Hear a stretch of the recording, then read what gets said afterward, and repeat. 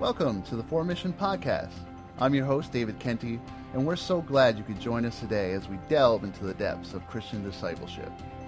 Well, Formission is a discipleship initiative of the Pentecostal Assemblies of Newfoundland and Labrador.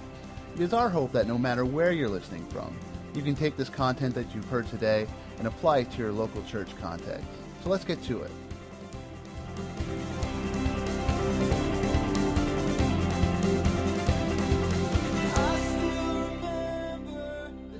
Well, welcome to this week's episode of the Formission Podcast. I'm your host, David Kenty, and we're coming to you straight from the Leadership Convention for the Pentecostal Assemblies in Newfoundland and Labrador. Today, I'm joined by Paul Bailey, and Paul has been in full-time ministry since 1987, most of which has been spent as a lead pastor. He has a passion for coaching leaders, developing team leaders, and ministry teams. He graduated from Trinity College and Seminary, earning an MA in Christian Management and Leadership. Paul, great to have you here today. How are you feeling? I'm feeling very good. It's good to be here. Thanks. The cold hasn't gotten to you yet? Not yet. Not yet. Paul, you've been in ministry a long time, and you have a deep passion for leadership, particularly leadership development. How did that passion come about? I think a lot of it came about early in ministry. I went in as senior pastor. And so I never really had anybody to mentor me, to kind of show me the ropes and that kind of thing. And so I had to intentionally start a search of developing my own leadership abilities and skills, and I spent time studying, biblical leaders and their roles and how they functioned, but always pursued developing my own skills as leaders. And I think that's really what sparked it. Was when I finished Bible college, I realized how little I knew about ministry in the church and the challenge of leadership within the church. And so that sort of started me on this path of leadership, and it just intensified, I guess, as the longer I spent senior pastoring and leading people, the more I realized how important leadership skills and understanding and the dynamics of that go into all of that are. Yeah, and so you kind of mentioned sort of this need to self-develop and grow in yourself. It seems such a prevalent kind of theme in what you're talking about. Yeah. And it was sometimes, especially when you're pastoring and you're out there on your own, and you have to make an effort to pursue it, and you have to, and it has to be, something that well, for me, something that I really realized that I needed. And so I intentionally pursued, whether it was books or magazines or getting leadership tapes or materials, or getting together with other leaders and talking to them, but wherever I could gain insight and wisdom from, I pulled from. So what is it that you actually do right now, and how did you kind of come to that place? Well, right now, a number of years ago, I started looking at the church and looking at the really key pieces that, especially whether you're in a senior pastor role, associate role, there are key pieces that every leader needs based on what their ministry area focus is. So I sort of stood back and looked at the church overall and asked myself, okay, what are the key pieces that I as a leader need in order to function effectively and for the church to be as efficient in ministry and reaching the community as it could possibly be? And so I looked at those things, and the things that I looked at were, we need leadership development, team development, strategic planning, understanding, how to work with people and personalities, and looking at, even fundraising and managing change and transitions within the church so you can do it properly and process things. And so when I looked at, then I started pursuing training programs that I could take that would help me in those areas. So all of the things that I'm doing currently today, which, I've been sort of studying and preparing this for the last 15 years and studying these areas, that all of the things that I'm doing with churches today are things that I did when I was in the church. And so it's not, these are not things that, I just kind of pull it out and it's great in theory, but to bring it into a practical setting, you're not sure how it's going to go. I mean, a lot of these things are things that I actually, performed and built into our ministry structures and culture within in the churches that I pastored in. So you give life to sort of the ideas that are kind of floating around in outer space, and you're able to kind of take them down and give them life into the local church. Yeah, what's beneficial for me, I think, is that because I understand the church world as much as anybody can, and is that when I'm training with leadership teams and whether it's leadership development or team development, that I'm able to give them practical experiences that here's what, when we did this, here's what worked for us.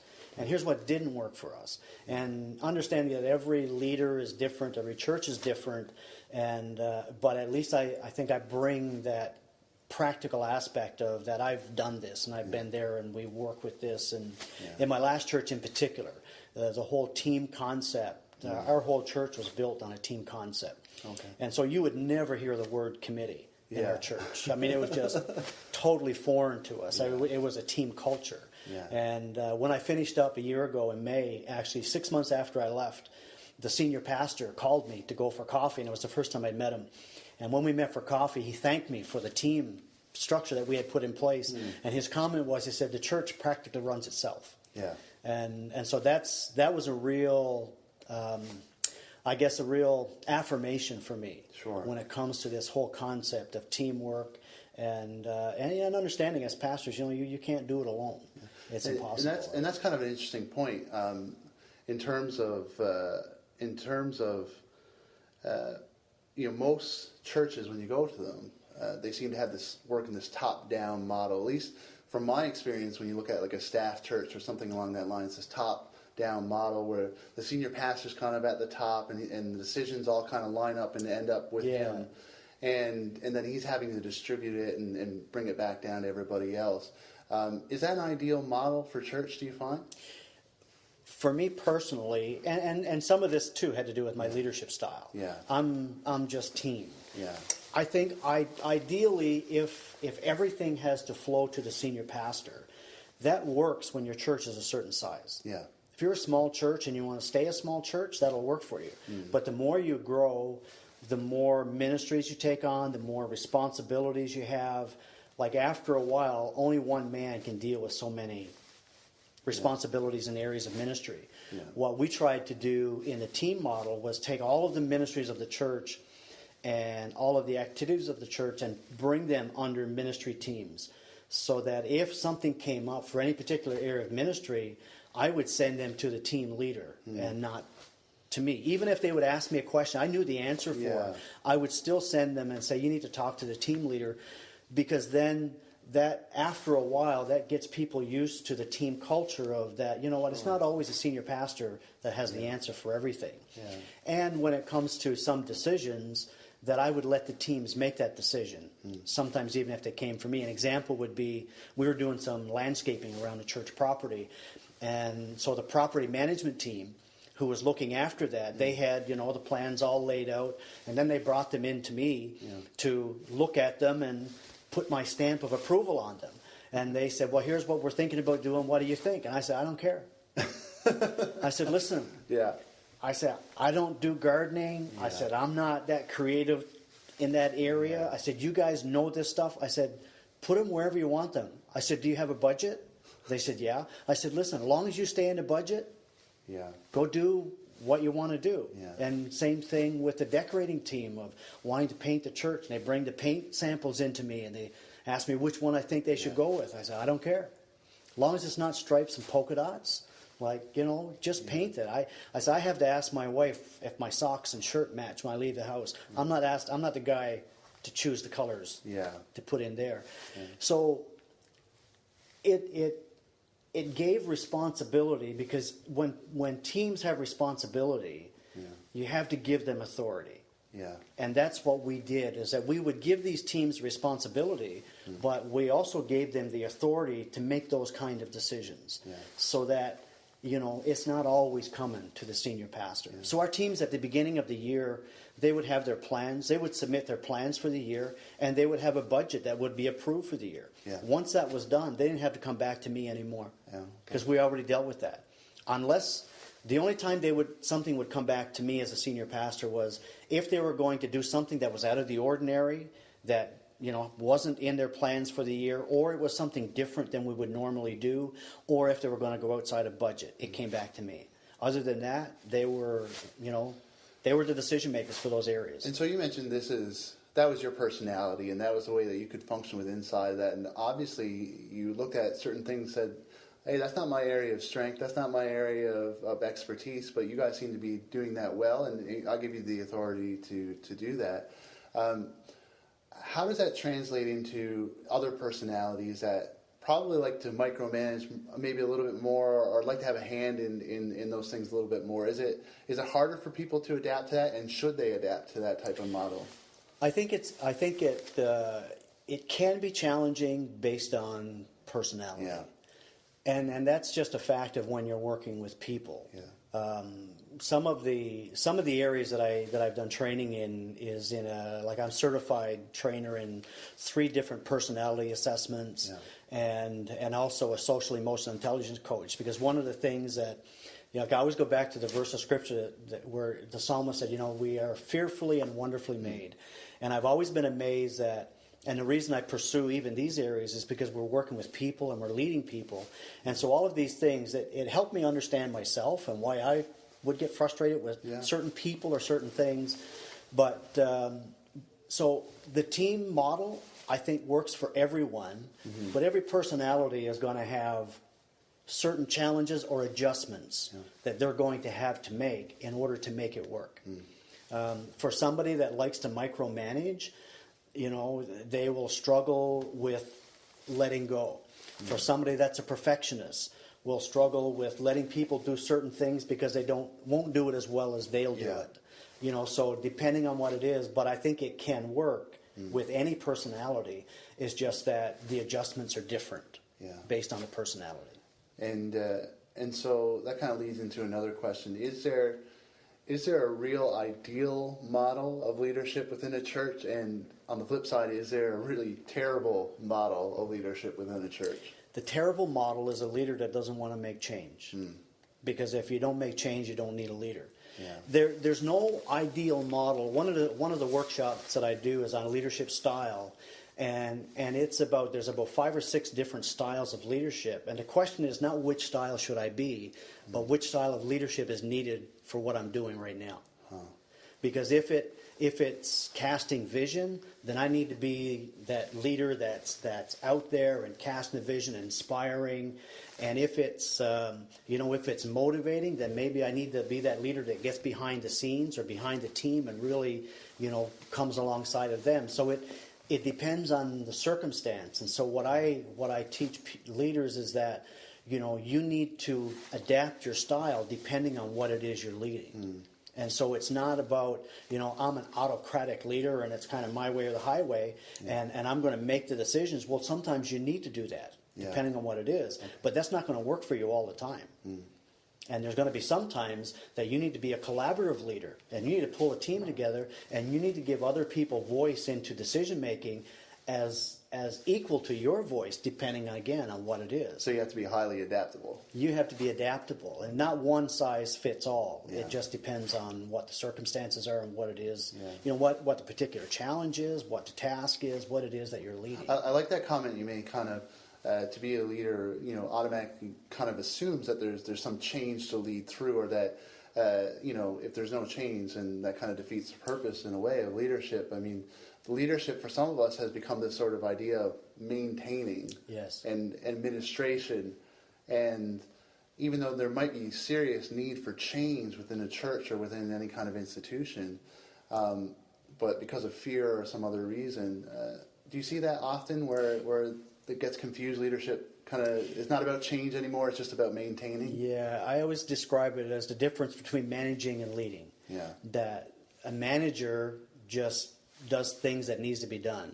And it really, you can manage things without changing anything. You just can walk into a church and look at how things are done and how things operate, look at how the ministries are taking place, and say, okay, I'm just going to manage this. And not lead anything, because leadership is always about the future. When you're leading, you're taking people somewhere. And usually if you go on any journey or you're trying to do anything new or innovative, you always have to change. There's a quote I just read a couple of weeks ago, and I actually have it in some of my material for the weekend, that it says, we love change and we hate it. Our dilemma is that we want everything to stay the same but get better. and it's it just doesn't happen. Yeah. So in ministry, somebody asked me one time, if I saw pastors as either managers or leaders, and I said yes. Yeah. They have to be both, because there are some things that you have to manage, but there's some things you have to lead. But it's never just, if you're a true leader, you never leave things the same. You're always looking to improve and make it better. One of the areas I know in my own ministry that I'm looking towards, and you kind of touched on it, with having ministry teams within a church. And I look to my own ministry, my own youth ministry, and trying to set up my own ministry team within that youth ministry, where I've gone out into my youth group and I've pulled alongside several potential students who are older and who I can invest time in and kind of delegate to. And when it comes to developing a ministry team, is there certain tips or good things to look for in an individual that you want to have on your ministry team? Yeah, absolutely. Number one is attitude. You can take anybody and work with them for a while, and depending on what their role is in the team, you can work with them and develop them, to accomplish whatever it is, the task that they're going to take responsibility for. The big thing is attitude. Are they a team player? If they're going to be somebody that's not a team player and it's all about them and they need the spotlight and the limelight, that doesn't work well within a team context. And it's all about the team. Yeah. It's never about me. It's all about the team. When we have a success, it's never my success. It's always ours. And so there are certain principles that I teach around, about 8 principles of teamwork. But a huge thing that I look for is, always the very first thing I look for is this individual a team player? Yeah. Moving beyond that, but kind of related to that, we have Formission, are really about discipleship. So what role does discipleship play in the development of ministry teams, of even a leader themselves when they're seeking to either move to change and develop a different model of church? What role does discipleship play in that? I think discipleship is that thread that runs through everything. And even, if people come to my training for whether it's leadership, it's still discipleship. Whether it's team training, it's still discipleship. You're still, we're still talking about Christ-like character, Christ-like attitude, and serving, and that's the values that kind of come through. So it's like discipleship is this thread that just runs through everything, because ultimately, it's the Christ-likeness that we want to see in leaders, and it's that service attitude that we want to see in teams. And everything is about looking at Christ as the model. I'm doing a workshop tomorrow on Leadership Challenge. But even in Leadership Challenge, it's always looking at, these 5 behaviors of leaders. Yeah. It's always looking at how Christ demonstrated those. So that whole discipleship, to me, it's almost like everything comes under that umbrella of discipleship. Yeah. And that discipleship is not this, and then team is this, and then leadership is this. Yeah. But everything is about, because discipleship is about developing people to be like Christ. Yeah. And we want our leaders to be like Christ, we want our teams to be Christ-like, and just that whole attitude of humility and service, and and I always bring it back to when Jesus washed the feet of the disciples. Well, if I'm not willing to wash your feet, then I'm not willing to be on your team. So discipleship is not just one particular method or way of doing things, but more of an overarching sort of way of living. Yeah, in the church, we generally, I think, tend to focus on discipleship as that's for the new Christians. They come in, we want to get them in a discipleship class. Yeah. We want to teach them about the Word and prayer and worship and all those kind of things. But I see discipleship as a lifelong journey of spiritual growth and development where we're constantly trying to be like Christ. Yeah. And in the process of doing that, then I can disciple somebody. I always use the analogy of, we are all on this journey of faith. And there are some of us that are further along the journey than others. Well, those of us that are further along need to be reaching back to those behind and helping them in the process. And so that's how I tend to envision and see discipleship, that it's not something just for new Christians, but it's an ongoing process, and it comes through. It ought to come through, I think, everything that we do in that sense. And you kind of mentioned that lifelong journey. One of my biggest fears is that as I age and as I grow in ministry and I get older and so on, the less I'll want to be a self-developer, the less I'll want to invest in my discipleship. Is that a true reality for a lot of churches and a lot of pastors, that they get to a certain age and feel like, I've made it, I don't have to develop myself any further? Like you said, discipleship is for the new Christians, it's not for me. And because that's a real fear, I think, when we talk about the Formission Initiative and trying to bring discipleship to a real way to a lot of our fellowship, there's that, you kind of get the sense of an apprehension to say, oh, I don't know if I need that. Yeah. I think as leaders within the church context and pastors, we need to have this constant desire to improve, to grow more, to learn more, not just about, the Bible. And we spend a lot of time studying the Word and preparing sermons and Bible studies, and on the spiritual side, which, is our foundation, and that's where our priority ought to be. But then besides that, there's our own personal development as leaders and pastors, so that we can in turn train others. I think we always have a responsibility to reach back to the people coming up behind us. I do see at times with leaders, and I don't know if it's just weariness or discouragement or what it might be, that they just maybe pull back and stop. I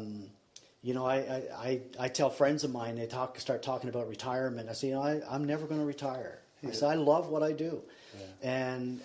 And I always want to learn. If there's something out there new to learn, I want to find out about it. If there's a new program or some training or that I can go and take to help me be a better leader, I want to take it.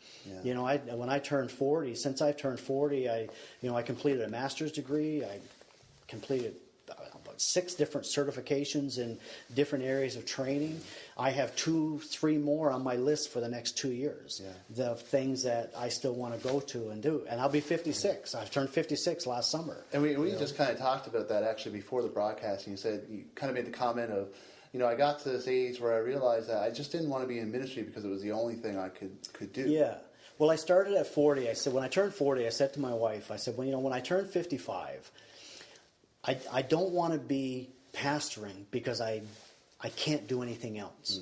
I looked at ministry, and for me, that ministry is such a unique calling on somebody's life. And, when we go through the difficult times in ministry, all of us sit down and look at, the job ads. Yeah. And I've had my days where I've looked and I said, God, is there something else that I can do? Yeah. And still be content and fulfilled? Yeah.